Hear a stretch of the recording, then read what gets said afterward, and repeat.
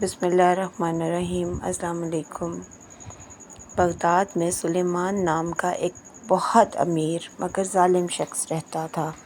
وہ اپنے نوکروں سے سخت مشقت کرواتا، انہیں مناسب کھانا نہ دیتا اور اکثر ان کی مزدوری بھی ہڑپ کر لیتا تھا۔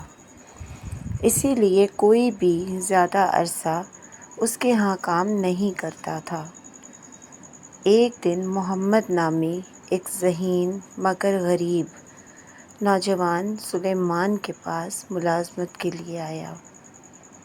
سلیمان نے اسے کھانا پکانے، بکری کے لیے گھاس لانے، کپڑے دھونے، پانی بھرنے اور رات کو پہرا دینے کا کام سونپ دیا۔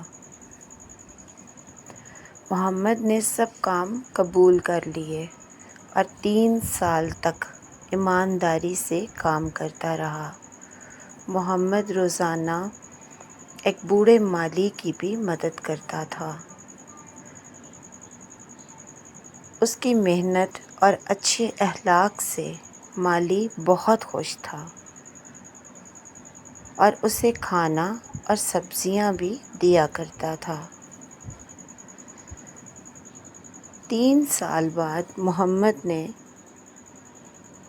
سلیمان سے اپنی مزدوری مانگی۔ سلیمان نے اسے صرف 3 سکے دیے۔ محمد کو بہت دکھ ہوا مگر وہ خاموشی سے وہاں سے چلا گیا۔ راستے میں اسے ایک عجیب سا بونا ملا جس نے اس سے خیرات مانگی۔ محمد نے اپنی ساری مزدوری کے 3 سکے اسے دے دیے۔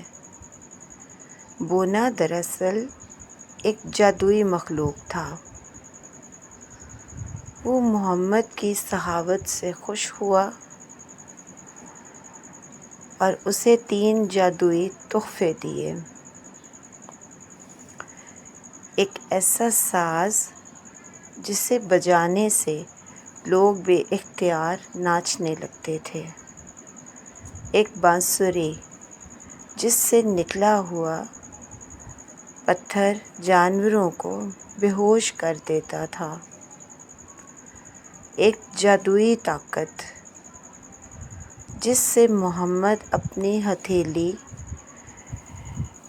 دکھا کر لوگوں کو اپنی بات ماننے پر مجبور کر سکتا تھا۔ محمد کو ایسا لگا جیسے اللہ نے اس کو اس کے صبر کا اجر دے دیا۔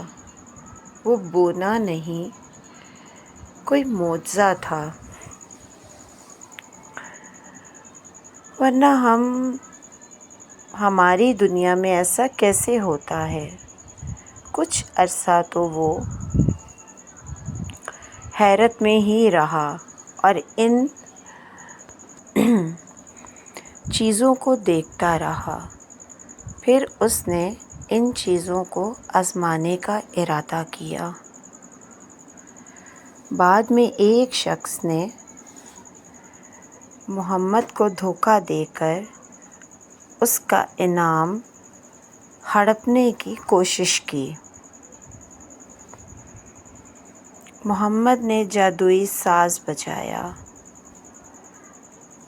تو وہ شخص بے اختیار ناچنے لگا۔ اس کے پاؤں رک ہی نہیں رہے تھے۔ ناچ ناچ کر وہ تھک گیا، لیکن وہ بے اختیار تھا ناچنے پر۔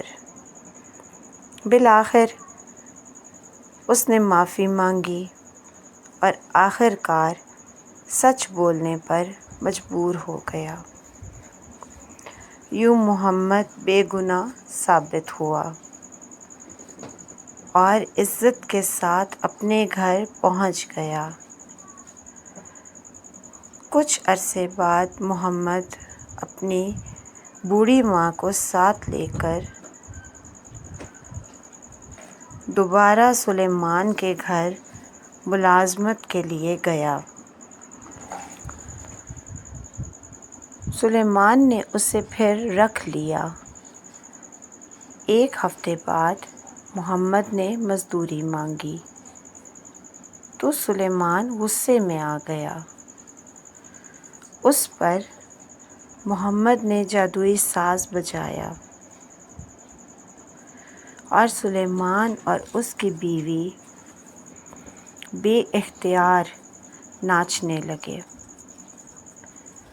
بعد میں سلیمان نے محمد کو نکالنے کی سازش کی، مگر محمد نے اپنے جادوئی ساز کی مدد سے سلیمان اور اس کے تمام رشتہ داروں کو بھی ناچنے پر مجبور کر دیا۔ آخرکار سب لوگ تنگ آ گئے اور محمد سے معافی مانگنے لگے۔ محمد نے مطالبہ کیا کہ سلیمان اپنا محل اس کے حوالے کرے، کیونکہ وہ انتہائی ظالم شخص تھا اور محمد چاہتا تھا کہ اس کے غرور کو توڑے۔ اس لیے اس نے یہ فیصلہ کیا۔ مجبور ہو کر سب نے اس بات کا تحریری اقرار کیا۔ یوں محمد نے سلیمان کے ظلم کا بدلہ لیا اور محل کا مالک بن گیا۔ ظلم زیادہ دیر قائم نہیں رہتا۔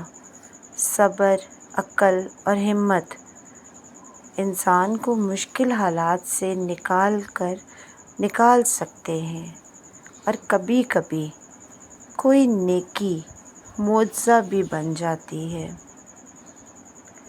اس دنیا میں سب کچھ ممکن ہے۔ نیکی اور سخاوت کا صلہ ضرور ملتا ہے۔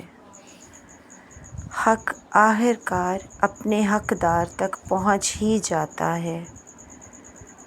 محمد کے ساتھ بھی اس دنیا میں معجزہ ہی ہوا۔ وہ برا نہیں تھا۔ اللہ کی طرف سے غیبی مدد تھی۔ جب نیت صاف ہو تو راستے خود بخود کھل جاتے ہیں۔ اگر آپ کو یہ کہانی اچھی لگی ہو تو اپنی رائے کا اظہار کمنٹ میں ضرور کیجیے گا۔ اللہ پاک ہم سب کا حامی و ناصر ہو۔ آمین ثم آمین۔ جزاک اللہ۔